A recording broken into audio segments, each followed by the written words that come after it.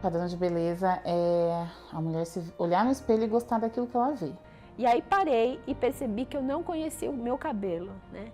Aquele produto que eu comprava para cachear o meu cabelo, deixava o meu cabelo igual. Eu já tinha os cachos que eu estava comprando, né? Então, a partir do momento que você assume o seu cabelo, você não me cala mais. Eu estou aqui. Quem que não enxerga um black? Né? E aí, com a maturidade também, você começa a não se importar mais com a opinião dos outros. Eu me olhei no espelho, eu falei, por que eu não fiz isso antes? Sabe? Eu falei, nossa, linda. Parece que a questão estética é pouco, parece que a questão estética é banal. Só que a questão é que a gente está falando de existir, o corpo negro existindo dentro da sociedade. Ser visível, você existir.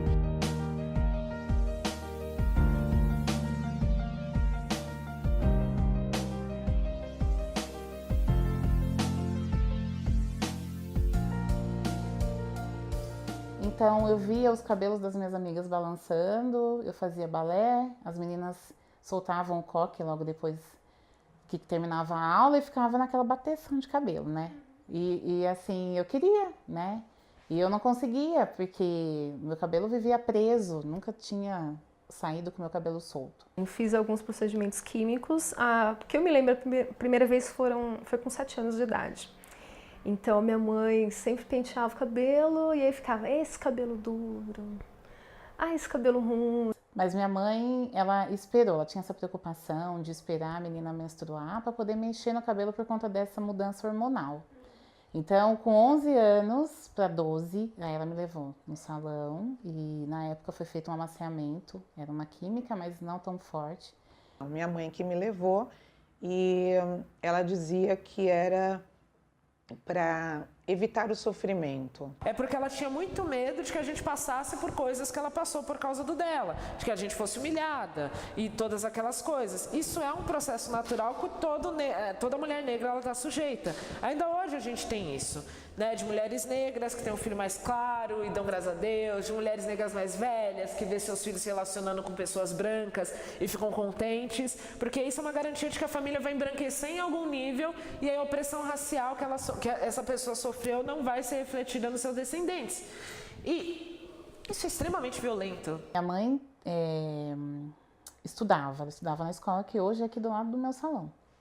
E ela, na época, não tinha condições de participar de APM, essas coisas de pagar, porque pagava, né, a escolinha uma taxa simbólica.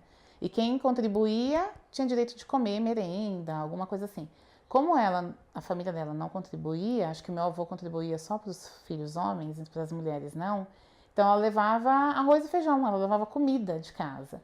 E aí minha avó falava para ela, come dentro do banheiro, né? Então assim, aquilo era uma vergonha, ela se escondia para tomar o lanche. Aí quando eu fui estudar, e eu fui estudar num bairro da cidade vizinha aqui, que é tipicamente italiano, eu era a única criança negra na escola inteira. E assim, eles me maltratavam demais, porque eles me chamavam de macaquinha, me chamavam de neguinha, me chamavam de cabelo duro, não sei o que, não sei o que lá. E antes de chegar na escola, que eu ia de carro, né? Meu pai comprou um carro e minha mãe me levava. Eu era a única que ia de carro para a escola. Antes de chegar na escola, pelo caminho, as crianças já começavam, né? E aí minha mãe falava, filha, abaixa, vai abaixada no banco. Sim, para as outras crianças não me verem. E assim, ela aprendeu dessa forma, filha, come no banheiro, né? E para mim, filha, abaixa no banco. Isso é importante no sentido, você tem que saber quem você é. Tem uma frase do Frantz Fanon que ele diz o seguinte, que um negro é um negro em qualquer lugar. Se ele não sabe, ele vai saber da pior forma. É por isso que é bom você saber se você é ou não é uma mulher negra, se você se identifica ou não, porque o racismo vai te interpelar de alguma forma. Você sabe que dentro de alguns espaços, você com o cabelo alisado, você vai ser melhor vista do que se você chegar com baita de um black ou com baita de um dread. O problema não é você alisar, é porque você alisa. Eu aliso porque eu só sou bonita se eu tiver o cabelo liso, ou porque quando eu olho para o lado eu só vejo gente de cabelo liso, então eu me sinto diferente e eu quero ser igual de alguma forma. Eu aliso porque eu acho que eu não vou ter namorado. Eu aliso porque eu acho que eu não vou passar numa seleção de emprego. Eu aliso porque eu me sinto menos? Eu aliso porque eu quero me enquadrar? Tá errado. Não se trata de gosto, pessoal. Se trata de por quê. A princípio, ele quer fazer parte de um grupo, ele quer pertencer. Né? Então ele quer ser aprovado, ele quer ser aplaudido, ele quer ser visto, ele quer ser parte daquilo, custe o que custar. Que é preciso entendimento dos dois lados do debate. Né? Primeiro, a mana está alisando, ela está no tempo dela, ou às vezes ela está no corre dela. Se ela não alisar o cabelo, ela vai perder o emprego. Muitas vezes o mercado de trabalho te faz alisar o cabelo, mesmo que você não queira. Eu morei uma época no Butantã e tinha 2 diaristas. Uma moça branca, eu falo que era branca de verdade, não era branca brasileira. Aí o que eu estou chamando de branca de verdade? Ela era loira de verdade, ela tinha olhos verdes, sabe, branca mesmo. E ela era muito bonita, a moça, né? Uma mulher muito bonita. E havia um incômodo geral no prédio, porque aquela moça era diarista.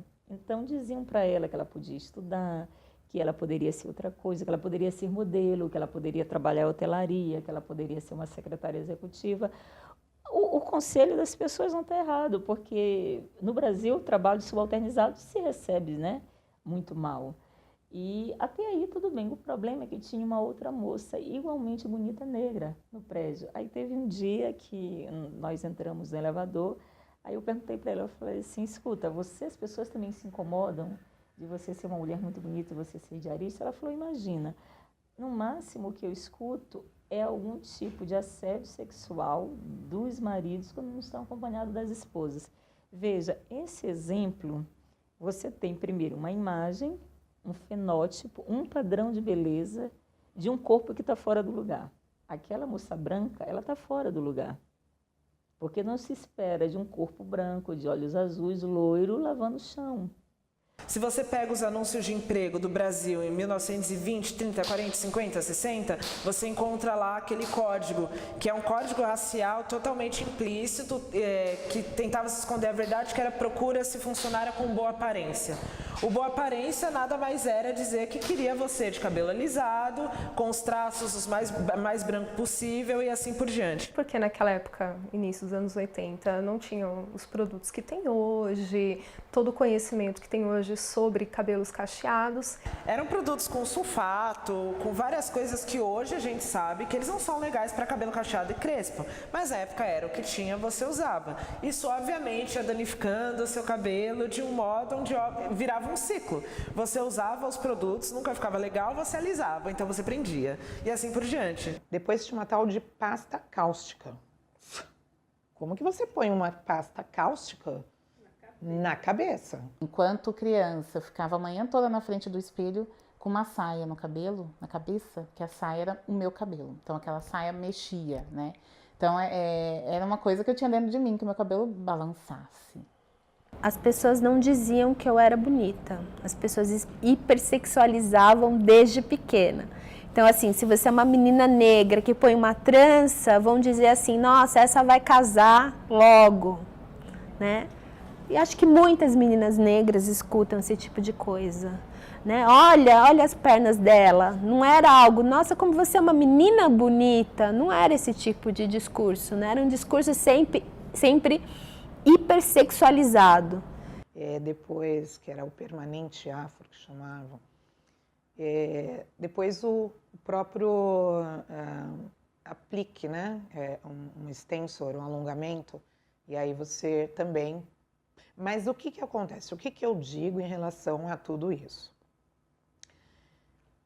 Se não fosse a rejeição pelo seu tipo de cabelo, ok, use da forma que quiser. Você está sempre sujeito a ter altos e baixos com relação à sua autoestima, independente de qualquer coisa. Alguma condição interna tua pode fazer com que a tua autoestima baixe, ou algum fator externo pode fazer com que a tua autoestima baixe. Né? Então não existe assim, é invariável, né? Existem autoestimas que têm problemas graves e outras que eram consideradas normais, mas ainda assim estão sujeitas à flutuação ao longo do percurso. O Lacan tem um texto muito interessante que se chama Estádio do Espelho, que ele vai dizer que a nossa identidade primeira se dá por meio da identificação, quando a criança se vê no espelho e por volta ali do 8º, 9º mês, que ela vai se ver como uma unidade motora. Por que esse texto do Lacan é importante? Para a gente nunca perder de vista que todo o nosso processo identitário está relacionado fundamentalmente com o processo de identificação. O que eu pensei para minha vida, quando eu tive minha filha, foi que eu não queria que ela passasse por essas mesmas coisas. Então, como pra gente que é mulher, muita coisa começa com o cabelo, então eu quis já mostrar para ela que o cabelo dela era bonito desde pequenininha. E isso, assim, ela nunca teve problema nessa questão de cor dela, né? Há um tempo atrás ela sofreu um ato de racismo, mas assim, o que eu choraria, porque eu chorava na época que me xingavam, ela se saiu super bem. Ela se saiu super bem. A menina falou pra ela, sai de perto de mim, porque eu não gosto de sentar perto de gente preta. E ela falou assim, sai de perto de mim você. Minhas amigas gostam de mim do jeito que eu sou. Não deve ser realmente uma atitude para ser aceita nos dias de hoje. Todos são iguais, todos são perante a lei, todos têm direitos, deveres, todos são importantes, todos são especiais, né, independente da raça e outras culturas e tradições. E eu vejo que as crianças, eles têm um olhar diferente. Quando não tem, é porque eles estão reproduzindo algo que muitas vezes vem da família. A criança pergunta, por que você tem o cabelo assim e eu tenho o cabelo assim? Você fala, porque o meu cabelo é assim, da minha mãe é assim, ponto, acabou. A criança não vai perguntar mais. Então, quando a criança começa a expressar essas coisas na escola, é porque ela trouxe de casa, não é uma coisa que nasceu com ela. Então, a partir do momento que você percebe que a criança negra, ela não tem mais vergonha da sua cor ou do seu cabelo, há sim uma evolução, e isso é extremamente importante. Até pouco tempo atrás, as crianças, elas cresciam com todas as histórias de Príncipe Encantado, de princesas, os desenhos animados, e todas eram personagens brancas. As crianças queriam ser a Barbie. E isso traz um sofrimento psíquico para aquela criança e ela vai crescer com uma certa negação da sua identidade, querendo sempre se embranquecer. E aos 18 ela chega para mim e fala, vamos fazer aquelas trancinhas? É aquela trança solta. Putz, eu falei, ai mãe, putz, não sei. Por quê? Que na verdade eu fiquei naquela dúvida. Hoje eu tenho isso muito, muito escurecido. Eu fiquei naquela dúvida porque era uma marca de uma mulher negra. Trança, característica, é um penteado afro. E eu mesmo sabendo que eu era uma mulher negra, mas a gente podendo evitar, eu não podia evitar, eu sabia que eu era uma mulher negra. Mas eu não queria ouvir coisas que marcasse, então, além da minha pele, eu não queria, eu evitava me aproximar da cultura. As crianças não brancas que viam nas paquitas, né, o padrão de beleza, de alegria, de eu quero ser elas, mas primeiro que cria algo que é inatingível, né? Porque eu não poderia ser uma paquita, já tem um problema aí que é terrível. Assim, realmente não gosto de deixar, por exemplo, a minha filha assistir televisão com tranquilidade, não. Porque uma criança que já nasce ouvindo que ela é feia, ela não se vê na história do livro, ela não se vê na televisão, no desenho animado, ela não se vê no outdoor, ela não se vê na revista, ela não se vê em lugar nenhum. Ela chega na escola, ela não é a mais bonita, ela não é a inteligente, ela pode ser a melhor, mas ela não é a melhor. A postura dessa criança, e aí desse adolescente, é o ombro projetado para frente, é um olhar baixo, é a cabeça baixa. Há de se assumir os traços negros, há de se assumir a questão da identidade. Isso é extremamente relevante, principalmente quando a gente pensa em crianças e jovens, mas esse não tem que ser nosso fim. Eu acho que isso vai muito além e a gente precisa trabalhar com isso no dia a dia. No dia que nós estivermos representados de verdade, a sua filha não vai querer alisar o cabelo. A gente tem que respeitar processos, entendeu? Dar referências, conversar sobre, pode ser feito de um modo não violento e não impositivo, sabe? Como eu falei, com a minha mãe foram 4 anos batendo papo. Não foi, mãe, senta aqui, vamos parar de alisar o cabelo? Isso não funciona, isso simplesmente não funciona. Muito pelo contrário, pode ter um efeito de reboque, sabe? Tá me enchendo tanto saco que agora eu vou alisar 2 vezes mais. Né? E o quanto foi importante o ato de eu me igualar a ela cortando todo o meu cabelo, que o meu cabelo era tudo pra mim, né? Era comprido, era fácil de tratar, que não sei o que, não que hoje não seja. Hoje eu não conhecia o cabelo que eu tinha. É muito mais fácil. Lavei meu cabelo domingo, tem uma semana. Então é muito mais fácil, a gente não precisa ficar se preocupando, né, com esse cabelo. Mas assim, o meu cabelo liso pra mim era muito importante. O certo seria passar maquininha, porque assim, eu tinha acho que 2 meses só sem química, então minha raiz estava bem baixa. Mas aí o cabeleireiro na época falou, não, eu vou deixar umas pontinhas ainda pra não ficar tão baixinho. Mas assim, chegava a ver couro cabeludo, tão baixinho que ficou. E a partir daquele momento eu comecei a pesquisar, que eu queria entender o meu cabelo. São informações muito básicas que a gente cresce não tendo. Então, assim, esses veículos, essas blogueiras, vloggers, canais que divulgam, assim, corte de cabelo e modos de cuidar, eles são importantes nesse processo, porque a informação é importante em todo o processo de mudança. Quando você não traz informação para as pessoas, é muito difícil você ver qualquer evolução em qualquer pauta. Mas no início, quando elas estavam retratando realmente o que elas passavam, fazendo resenhas de um produto que elas gostaram, estava muito bom. Eu mesma utilizei vários blogs, várias referências para receitas caseiras, para produtos que às vezes a gente não sabia, não conhecia. Então, assim, foi muito bom, ajudou bastante, sim. Os blogs não inventaram a roda, os blogs trouxeram uma luta que existia fora da internet para dentro da internet. E a partir daí criaram outros meios de articulação entre as pessoas, né? Mas essa luta já era colocada. Numa família italiana eu comecei a perceber o quanto de racismo que rolava. Foi simples. A ponto de ele olhar para mim e falar, eu não entendo mais o que você fala. Eu sou filho de espanhol, neto de espanhol com italiano. Eu não entendo o que você fala, eu não entendo o movimento negro, enfim. O que o movimento negro está propondo, na verdade, é uma pluralidade, né? Uma abertura para pensar outros grupos raciais, outras etnias. Mas eu já estava num processo, daí eu falei assim, eu não quero mais. Aí eu raspei do lado e deixei. Eu falei, a próxima que eu for, eu vou raspar tudo. E aí eu fui à minha cabeleireira e ela falou assim, você tem certeza? Mas não sei o que. Eu falei, não pergunta muito. Tira e vamos cortar. A mudança não foi só libertar os cachos, cortar, mudar o visual, o que está por fora, mas por dentro também. A gente acaba conhecendo, se aceitando e mostrando para as outras pessoas que isso é muito bom. E assim, eu falo muito que não foi só cabelo, no meu caso. Eu acabei, a partir dali, tendo uma visão diferente de tudo. Então, a transformação foi de dentro para fora na minha vida. Né? Começou com o cabelo, mas não parou ali. Né? Não é só cabelo que a gente faz. Por isso que eu até comento, sentou na minha poltrona, a gente empodera mesmo, sabe? Porque tem algumas mulheres que chegam aqui com a questão, eu queria cortar meu cabelo, mas meu marido não deixa, mas o meu filho não acha legal, minha amiga acha que não é meu momento.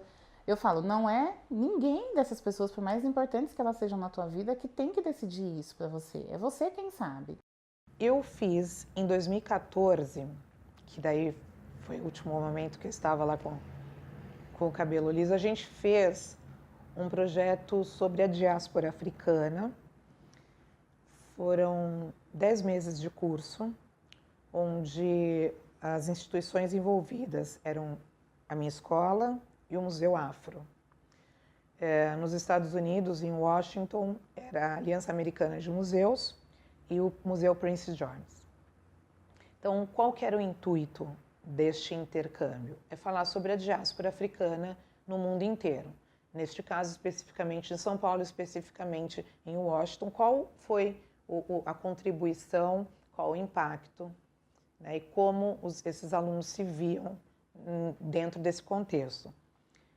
E então eles tiveram aula de arte, porque no final do curso eles fariam uma exposição no Museu Afro, colocando tudo que eles aprenderam, e foi maravilhoso. O projeto foi uma coisa tão brilhante, transformadora, de novo o encontro com a própria identidade. Então, as meninas todas alisavam o cabelo. Ai, gente, é muito sério isso. No final do projeto, elas estavam todas já de black. Isso, o Encrespa começou em 2013. Nós já tínhamos um grupo de trabalho que falava sobre cuidados de cabelo, né? Que era o Amigas Cacheadas na época. E a gente começou a se encontrar. Mas isso primeiro no Rio, um encontro pequeno no Rio, um encontro pequeno em São Paulo, no shopping, né? E tudo. E aí um belo dia eu tive a brilhante ideia de chamar pessoas de outros estados para fazer encontro no mesmo dia, que foi inclusive um 20 de novembro.